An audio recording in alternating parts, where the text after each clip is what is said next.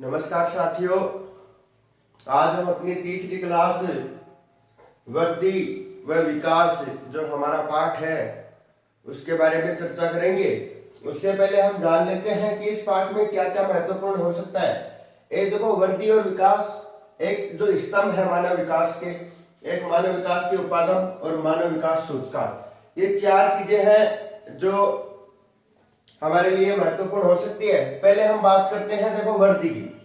तो जो वृद्धि होती है वो हमेशा धनात्मक और ऋणात्मक,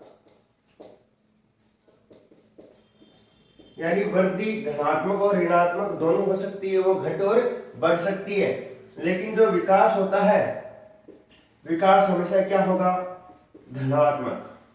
विकास हमेशा क्या होगा? बढ़ेगा ही। अगर मान लो कोई 1 साल का बच्चा है, वो धीरे धीरे बैठना सीख रहा है और फिर वो 2-3 साल होते ही वो चलना सीखेगा, 2-3 साल का चलना सीखेगा तो उसमें विकास होगा। और देखो, जो विकास होता है वो मानसिक रूप से होता है, ठीक है, लेकिन सबसे ज्यादा जो वृद्धि होती है वो शारीरिक रूप से होती है। यानी वृद्धि शरीर से संबंधित और विकास मस्तिष्क से संबंधित होता है। फिर हम 2 नंबर पर बात करते हैं कि जो वृद्धि होती है वो मात्रात्मक होती है, यानी मात्रात्मक होती है, और जो विकास है वो गुणात्मक होता है। फिर हम बात करते हैं तीसरी, तो जो वृद्धि होती है वो मूल्य निरपेक्ष, और विकास क्या हो जाएगा? इसका उल्टा मूल्य सापेक्ष। ये 3 पॉइंट तो सेम रहेंगे। फिर एक पॉइंट है कि जो विकास होता है उसमें सकारात्मक परिवर्तन, जो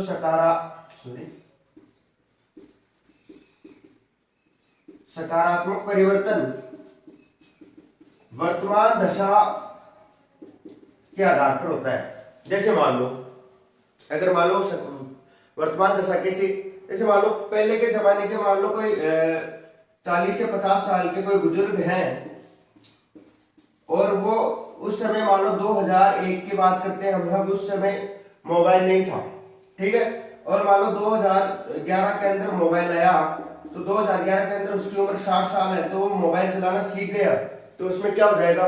विकास हो जाएगा। तो ये बोला गया कि सकारात्मक परिवर्तन होता है, लेकिन वो क्या होता है? वर्तमान दशाओं को लेकर। और जो वृद्धि होती है उसका मापन संभव है और विकास का मापन संभव नहीं है, यानी मापन क्या है? संभव नहीं है, ठीक है। फिर हम इसके बाद में ये पॉइंट है, कभी कभी पूछ लेते हैं वृद्धि और विकास में अंतर बताइए, तो आपको ये 4 पॉइंट याद रखने हैं कि धनात्मक, ऋणात्मक, मात्रात्मक, मूल्य निरपेक्ष और मापन। तो एक साइड का याद कर लोगे तो दूसरी साइड का, जैसे इसका हो जाएगा धनात्मक, गुणात्मक, मूल्य निरपेक्ष, मूल्य सापेक्ष, सकारात्मक परिवर्तन के साथ वर्तमान दशाओं में होता है, और ये इसका मापन संभव नहीं है। फिर हम उसके बाद में बात करते हैं स्तंभ की, कि मानव विकास के कौन कौन से स्तंभ है। देखो, मानव विकास के 4 स्तंभ है। मानव विकास का पहला स्तंभ है समता, फिर सतत पोषणीयता,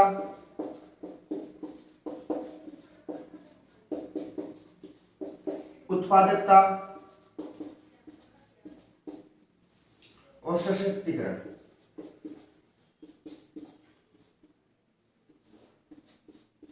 हम बात करते हैं सबसे पहले समता का। देखो, समता मतलब समान। समता का मतलब क्या होता है? समान, यानी सभी लोगों को समान अवसर पैदा हो, यानी किसी प्रकार का किसी में भेदभाव नहीं होना, क्या होता है? समता। अगर हम सतत पोषणीयता की बात करते हैं तो सतत पोषणीयता का मतलब भावी पीढ़ी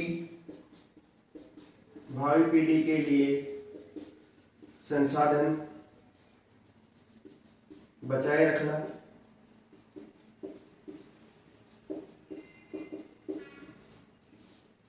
उत्पादकता का अर्थ होता है कार्य के संदर्भ में। अगर आप इसको ऐसे शॉर्टकट में जानना चाहो तो सभी लोगों को भरण पोषण के लिए कार्य मिले, ये याद रखो कि सभी लोगों को भरण पोषण यानी अपने जीवन यापन करने के लिए कार्य मिलता रहे, तो कोई भी किसी भी प्रकार का काम मिलता रहे। और सशक्तिकरण हो गया अपने विकल्प चुनने का अधिकार, अपने विकल्प चुनने का अधिकार। यानी इसका मतलब ये हो गया कि कोई भी व्यक्ति अपनी इच्छा से कोई भी कार्य कर सकता है, उस पर किसी भी प्रकार की रोक नहीं हो सकती। तो देखो समता पहला बिंदु है, समता स्तंभ में समता पहला, यानी सभी लोगों को समान अवसर पैदा हो। द्वितीय है सतत पोषणीयता, यानी भावी पीढ़ी के लिए, जैसे मान लो आज जल है तो जल का मान लो दुरुपयोग हो रहा है तो वो धीरे धीरे तो खत्म हो गई, तो इसका सीमित मात्रा में प्रयोग करना ही क्या हो जाएगा, सतत पोषणीयता, यानी भावी जो अगली पीढ़ी आने वाली है उसके लिए बचाए रखना। फिर बात करते हैं हम उत्पादकता, यानी ये कार्य के संदर्भ में होती है उत्पादकता।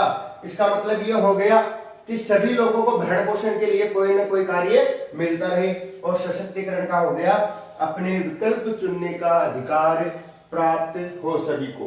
फिर हम बात करते हैं उपागम की। देखो उपागम भी कितने होंगे, 4 उपागम होंगे। तो उपागम भी कितने, 4 उपागम होंगे। देखो कौन कौन से होंगे उसके बारे में चर्चा करते हैं, उससे पहले इसको रफ कर देते हैं।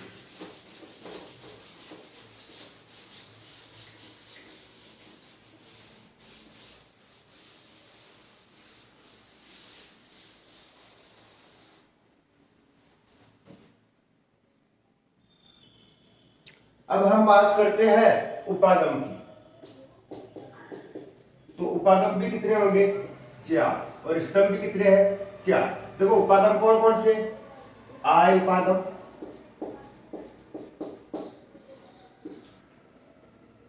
कल्याण उपागम,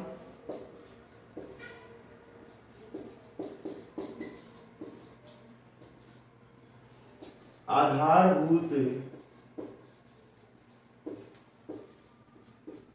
आवश्यकता उपागम और क्षमता उपागम, ये 4 उपागम है। देखो आय उपागम है, इसका मतलब क्या है, आय, यानी इसको सबसे पहले रखा जाता है, तो ये सबसे पुराना उपागम है और इसका संदर्भ किससे है, आय से, आय से संबंध, ये पूरा हो जाता है। आपको अगर छोटी छोटी बातें याद होगी तो आप क्या होगे कि उसको बड़ी बातों में लिख सकते हो। कि अगर आपको ये पूछ लिया जाए कि मानव विकास के उपागम बताइए, तो आपको पता है कि 4 उपागम है। आय उपागम, तो आय उपागम सबसे पुराना है और आय से संबंध रखता है। ये उपागम किससे संबंध रखता है, आय से। अब देखो दूसरा है कल्याण। कल्याण का मतलब हो गया कि मानव की गतिविधियों के संबंध में। अब मानव क्या क्या गतिविधियां करता है, जैसे शिक्षा, स्वास्थ्य, भोजन, इन सभी के लिए वो जीवन भर प्रयासरत रहता है। तो इसी से संबंधित कौन सा हो गया, ये आपका कल्याण उपागम। फिर आधारभूत आवश्यकता उपागम। देखो आधारभूत आवश्यकता यानी मनुष्य को अपने जीवन में क्या क्या चाहिए, तो इसके लिए एक संस्था है जिसका नाम है अंतरराष्ट्रीय श्रम संगठन। अंतरराष्ट्रीय श्रम संगठन जिसने मनुष्य की 6 आवश्यकताओं के बारे में बात की। तो 6 आवश्यकता कौन कौन सी है, देखो भोजन, स्वास्थ्य, शिक्षा, भोजन हो गया, स्वास्थ्य हो गया, शिक्षा हो गया, आवास, स्वच्छता और जल। ये मनुष्य की 6 आवश्यकताएं हैं कि इनके बिना मनुष्य नहीं रह सकता। अगर भोजन की आवश्यकता नहीं होगी तो वो बीमार पड़ जाएगा, स्वास्थ्य अगर उसका खराब होगा तो वो, शिक्षा अगर उसके पास नहीं है तो वो कुछ काम नहीं कर सकता, घर रहने को नहीं है तो वो परेशान, स्वच्छ यानी अगर आसपास का जो वातावरण है वो स्वच्छ नहीं होगा, और जल, जल के बिना ही जीवन, आपने एक नाम सुना होगा, जल बिना जीवन संभव नहीं। उसी प्रकार से ये 6 आवश्यकताएं, आधारभूत आवश्यकता उपागम की, जिसमें मनुष्य को ये 6 आवश्यकता किसके द्वारा निर्धारित की गई, अंतरराष्ट्रीय श्रम संगठन। और ये समता उपागम ये प्रोफेसर अमर्त्य सेन द्वारा बताया गया है कि मानव जो लोग हैं, मानव है, उनमें सभी में इतनी क्षमता होनी चाहिए कि वो अपना कार्य कर सके। क्षमता यानी अपना कार्य कर सके। अब देखो, एक समता और एक क्षमता। देखो, समता तो है स्तंभ और ये क्षमता है उपागम। इस बात का थोड़ा सा ध्यान रखना है, यानी ये से आ जाए, ठीक है, ये से आ जाए तो आपको क्षमता यानी समान अवसर, और इसमें हो जाएगा अपने अनुसार क्षमता यानी अपने कार्य करने की क्षमता हो। फिर हम बात करते हैं अंतिम, मानव विकास सूचकांक। मानव विकास सूचकांक, देखो इसका हम एक सारणी बना लेते हैं, जिससे क्या होगा, जल्दी समझ में आएगा।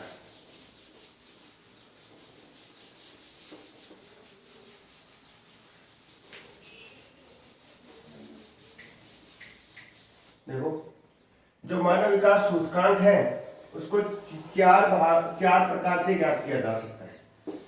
देखो, यहां पर कौन कौन से सूचकांक है, ठीक है, यहां पर इनका औसत कितना होता है और कितने देश शामिल है, ठीक है। तो आपको देखो, सबसे बड़ा आएगा अति उच्च, फिर उच्च, मध्यम और निम्न। ये 4 प्रकार से मानव विकास सूचकांक ज्ञात किया जा सकता है, और इसका एरिया होता है 1 नंबर, यानी 1 के जितना पास होगा मानव विकास सूचकांक, उतना ही क्या होगा, अच्छा या ज्यादा होगा। तो हम बात करते हैं अति उच्च। देखो, अति उच्च में आता है 0.800 से ऊपर, यानी जो देश 0.800 मानव विकास सूचकांक की श्रेणी में आते हैं, उनका जो उपागम होगा वो अच्छा होगा। और अब इसमें कितने देश शामिल है, टोटल 59 देश शामिल है। फिर हम बात करते हैं कि उच्च मानव विकास सूचकांक होगा, तो उच्च मानव विकास सूचकांक होगा 0.701 से 0.799 तक, क्योंकि 800 पर तो क्या हो जाएगा, 800 आते हैं तो अति उच्च हो जाएगा, और इसमें कितने देश शामिल होंगे, टोटल 55 देश, ठीक है। फिर हम बात करते हैं मध्य में, तो मध्य में 0.550 यानी 0.550 से 0.699 तक, ये किसमें आ जाएगा, मध्य में। तो आपको ये याद रखना है कि 0.550 से 699 के बीच में कौन सा आ जाएगा, मध्य, और इसमें टोटल कितने देश शामिल है, 39। फिर अगर 0.550 से कम होगा तो वो कौन सा हो जाएगा, निम्न, यानी उस देश का मानव विकास सूचकांक सबसे निम्न स्तर का होगा। अगर हम बात करते हैं तो इसमें कितने देश आएंगे, टोटल 38 देश आएंगे। अब देखो, हम एक बात कर लेते कि भारत का, देखो ये बहुत बार पूछा जाता है, भारत का मानव विकास सूचकांक क्या है, भारत का मानव विकास सूचकांक क्या है। तो भारत का देखो, अभी 2020 की रिपोर्ट के अनुसार 131वां स्थान है पूरे विश्व में। पूरे विश्व में कितना है, 131वां स्थान है, और भारत किसकी श्रेणी में आएगा, मध्यम की श्रेणी में आएगा। देखो, अति उच्च का मतलब हो गया, आपको मैंने 6 आवश्यकता बताई है कि भोजन, आवास, स्वच्छता, स्वास्थ्य, शिक्षा और जल आपूर्ति। अगर ये सभी देशों के पास होगी अच्छी प्रकार से, तो उसका जो मानव विकास सूचकांक है वो क्या हो जाएगा, अति उच्च, फिर उससे कम है तो उच्च, फिर मध्य और निम्न। और एक और थोड़ा सा मैं बताना भूल गया कि मानव विकास का प्रतिपादन किसने किया, तो डॉक्टर महबूब उल हक, इन्होंने मानव विकास का प्रतिपादन किया। इसके साथ नाम आता है प्रोफेसर अमर्त्य सेन का। प्रोफेसर अमर्त्य सेन। अगर मान लो आपके ऑप्शन में डॉक्टर महबूबुल और अमर्त्य सेन दोनों दिए हुए हैं, तो दोनों में सबसे पहले प्रायोरिटी किसको देनी है? डॉक्टर महबूबुल हक को, और उसके बाद में अमर्त्य सेन को। अगर मान लो महबूबुल को आपके ऑप्शन में नहीं है, तो आपको किस पर टिक लगाना है? अमर्त्य सेन पर। तो आज हमने 4 चीजें पढ़ी है मानव विकास के बारे में, कि मानव विकास में वृद्धि और विकास में क्या अंतर होता है। उसके बाद में जो स्तंभ है मानव विकास के वो, उसके बाद में उपागम, और अंतिम है मानव विकास सूचकांक। यानी इसमें ये याद रख लेना, 1 के जितने पास होगा मानव विकास सूचकांक उतना ही अच्छा होगा। और ये अति उच्च में 0.800 से ऊपर, उच्च में 0.700 से 701 से 799 तक, मध्य में 0.550 से 0.699 तक, और निम्न में 550 से नीचे। और भारत की स्थिति ज्ञात की जाती है, तो भारत की स्थिति 0.550 से 699 के बीच में आएगी, और विश्व में स्थान कौन सा रहेगा? 131वां। धन्यवाद। अगली क्लास में हम मिलते हैं। जो क्रियाकलाप है, जो अपने क्रियाकलाप है, प्राथमिक, द्वितीय और तृतीय क्रियाकलाप, उनका एक साथ वीडियो बना के आपको दे दिया जाएगा। तब तक के लिए राम राम।